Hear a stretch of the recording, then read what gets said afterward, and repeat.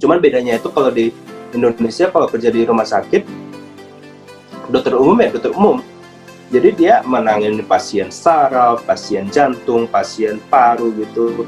Makanya itu menurut saya harus kita bisa bedakan.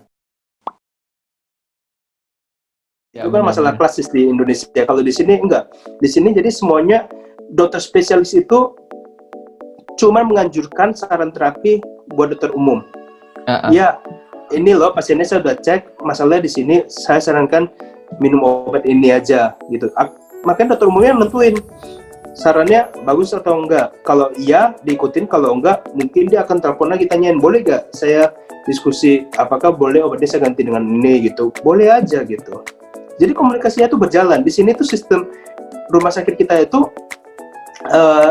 dokter spesialis itu, apalagi kita yang residen, kita yang aktif. Kita telepon ke dokter umum, atau kalau dokter umum pengen merujuk pasien ke kita yang ditelepon sama mereka. Maka sebelum pasien datang kita udah tahu, oh nanti datang nggak pasien dengan keluhan ini, harus di ini, kita udah tahu semuanya. Soalnya komunikasinya jalan. Iya, itu sangat bagus sekali. Saya juga berpikir demikian. betul. Ya, jadi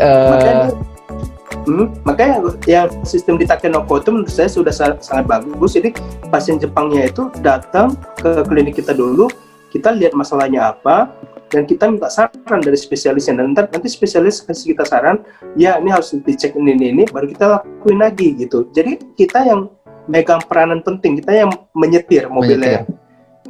Iya, bukan spesialis. Iya, benar sekali.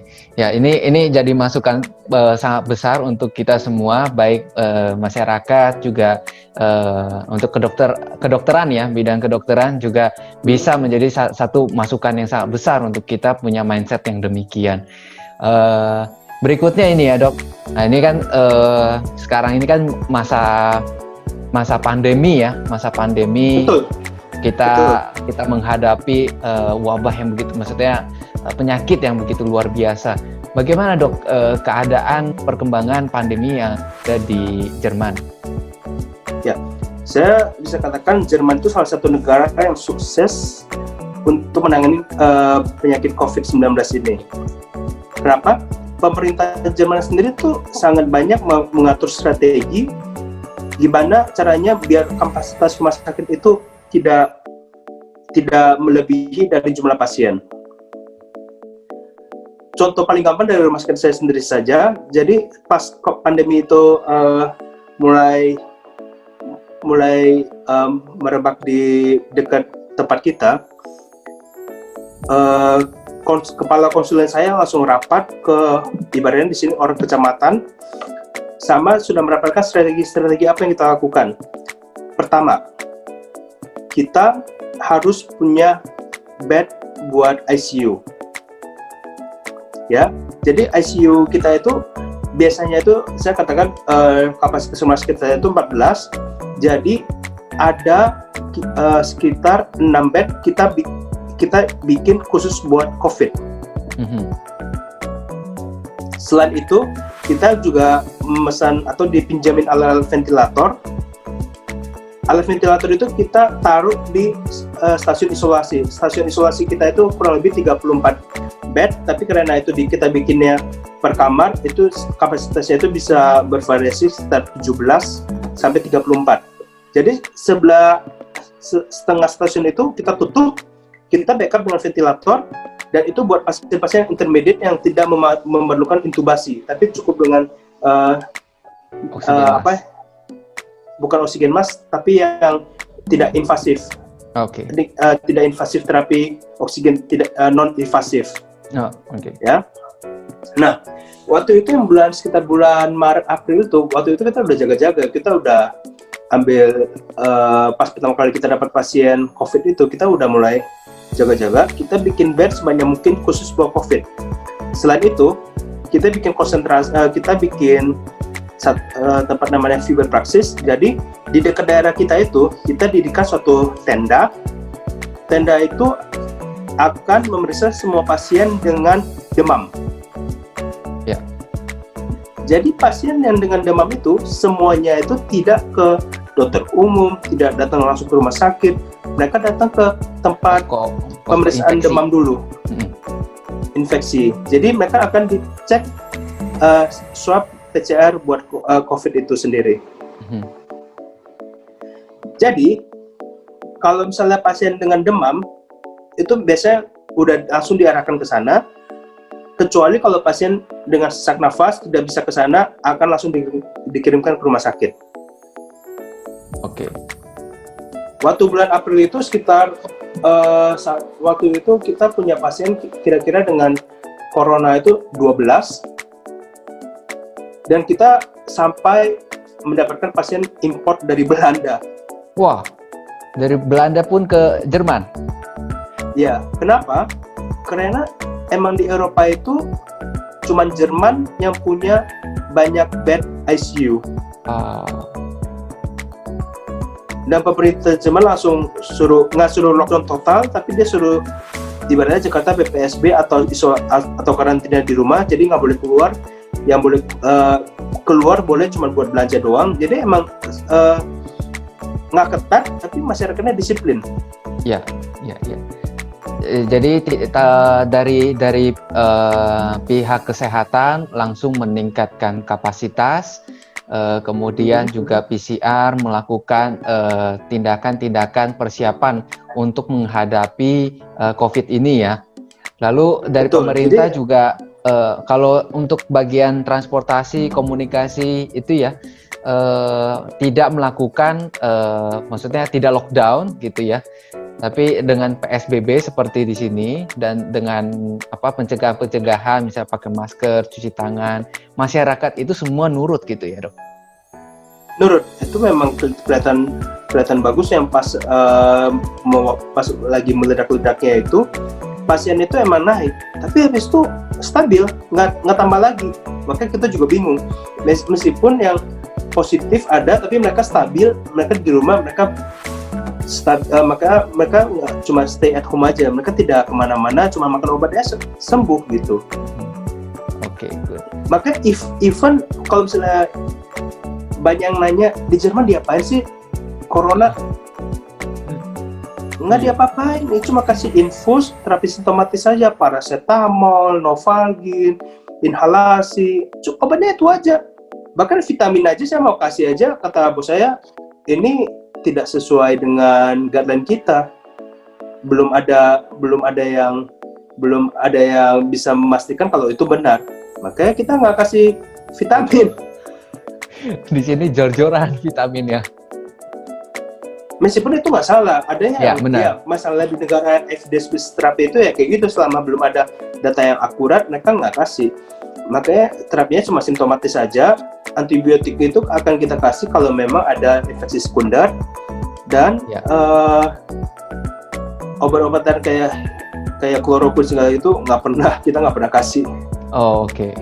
Ya, sempat ada juga ya obat kloroquine ya, obat malaria. Kloroquine segala gitu. Cuman ya memang itu tergantung sama imunitas tubuh dan virulensi dari virus-virus corona tersebut. Ada pasien muda kena harus diintubasi langsung, ada yang udah tua malah biasa-biasa aja, nggak banyak gejala. Jadi emang gejalanya sangat bervariasi ya. Iya, betul. Nggak bisa dikatakan pukul rata semua orang kayak gitu, nggak bisa. Memang sampai saat ini emang susah gitu. Oke. Cuma kalau update terbaru dari pemerintah Jerman, ini kan udah mulai masuk musim dingin lagi nih. Betul. Makanya takut ada gelombang kedua.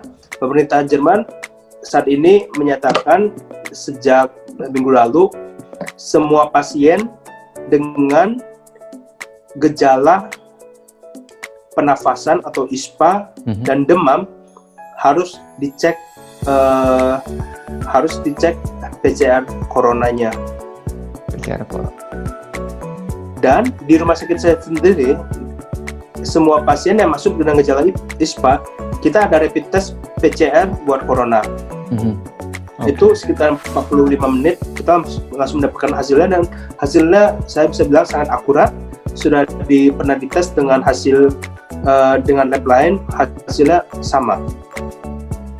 Lalu biaya itu ditanggung pemerintah semua ya, atau ya BPJS itu ya? itu semuanya ditanggung. Soalnya semua orang yang di Jerman itu, semua orang yang tinggal di Jerman wajib mempunyai kartu kesehatan atau kartu asuransi kesehatan negara gitu. Kecuali yang udah berpenghasilan lebih, mereka boleh cari asuransi privat. Makanya semuanya di cover. Makanya di sini memang membuat masalah biaya kita nggak memusingkan gitu. Iya, tidak seperti di sini ya, masih belum BPJS masih berjalan setengah. Ya mimpinya juga seperti itu di Indonesia ya dok. Cuma masih belum kesampaian. Yang masalah sebenarnya di cost aja sih. Kalau misalnya emang negara maju, ya wajar lah kalau negara maju penghasilan per kapitanya itu banyak, ya otomatis pemerintah punya pendapatannya itu pasti lebih banyak. Jadi kita nggak bisa salahkan BPJS juga. Masalahnya itu ya kita balik lagi gitu, BPJS itu baru diterapkan. Sebenarnya berapa sih yang kita bayarkan dari BPJS itu pasti dari nilai itu masih rendah. Iya, cukup rendah. Makanya jangan heran dengan nilai yang sangat rendah itu, bagaimana dokter bisa kasih pelayanan maksimal. Ibaratnya dokter itu udah mendapatkan gaji kayak tukang parkir. Iya kan? Makanya itu tuh hasil nggak bakal maksimal, nggak seimbang gitu loh. Dan belum lagi penghasilan masyarakat kita itu gapnya itu terlalu besar. Ya, jomplang. Terlalu jomplang. Betul. Makanya ya nggak bisa disalahkan pemerintah, itu nggak bisa disalahkan masyarakat, itu harus dibenahin pelan-pelan. Itu memang nggak bisa yang kita langsung balikan tangan itu pakai sistem ini, nggak bisa. Baik dokter, sangat luar biasa sekali sharing-sharing hari ini. Kita udah bahas sistem kedokteran ya, dan teknologi ya kesehatan di Jerman sama di Indonesia, perbedaannya itu bagaimana. Memang ternyata pada dasarnya tidak terlalu beda untuk perkembangan teknologi, hanya saja memang sistemnya ada yang berbeda ya, sistem kesehatannya, bagaimana pasien mendapatkan kesehatan dan pelayanan kesehatan dari kedokteran kepada masyarakat. Kemudian mengenai corona ini juga sangat bagus sekali kita bisa belajar dari Jerman itu, karena dia sudah negara berkembang, negara maju, dan saya rasa ini mereka di negara Jerman itu punya satu kesatuan gitu ya. Ketika pandemi ini sudah datang, negara itu tahu bagaimana menghadapinya dengan satu suara, bidang kesehatan, bagaimana mengedukasi masyarakat, dan yang paling penting juga masyarakatnya mengikuti ya kan, mengikuti anjuran-anjuran dari pemerintah, harus pakai masker, harus isolasi mandiri gitu ya. Dan ini yang harus kita pelajari sih ya, karena di Indonesia masih banyak juga yang tidak pakai masker, berjalan-jalan keluar, tidak ada isolasi mandiri gitu ya, sehingga kasusnya terus meningkat sampai saat ini. Mungkin terakhir dokter ada saran untuk Indonesia bagaimana dalam menghadapi kasus corona ini? Saran saya sebenarnya simpel, itu dari pengalaman saya sendiri juga. Paling simpel ada pakai masker aja itu cukup. Masker itu jangankan masker yang N95 ya, masker kainnya sudah cukup untuk melindungi kita, makanya kita harus rajin pakai masker ya. Soalnya pengalaman saya sendiri ada kontak dengan pasien dengan COVID. Pas pemeriksaan awal saya pakai masker N95, setelah dinyatakan dia bukan dari daerah resiko COVID, saya cuma pakai masker operasi biasa, tapi saya jaga jarak lebih dari 1,5 meter. Waktu itu saya masih seruangan dengan pasien dengan juga pakai masker, saya juga pakai masker, saya melakukan anamnesa, dan untung pas pasien dinyatakan COVID, saya disuruh karantina dan saya sudah 2-3 kali tes, sampai IgG saya juga cek, semuanya negatif. Kesimpulannya adalah jaga jarak sama pakai masker itu sangat penting. Dan yang ketiga, rajin cuci tangan. Di Jerman itu kita namakan formal AHA. Jadi pakai jaga jarak, pakai masker, cuci tangan.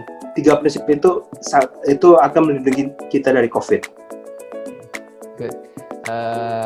Baik, terima kasih sekali kita bisa bincang-bincang di siang hari ini ya bersama dengan Dr. Erwin dengan ilmu dan informasi yang begitu baik gitu ya. Baik dok, terima kasih. Mungkin kita akan ketemu lagi di video berikutnya. Oke, sukses selalu.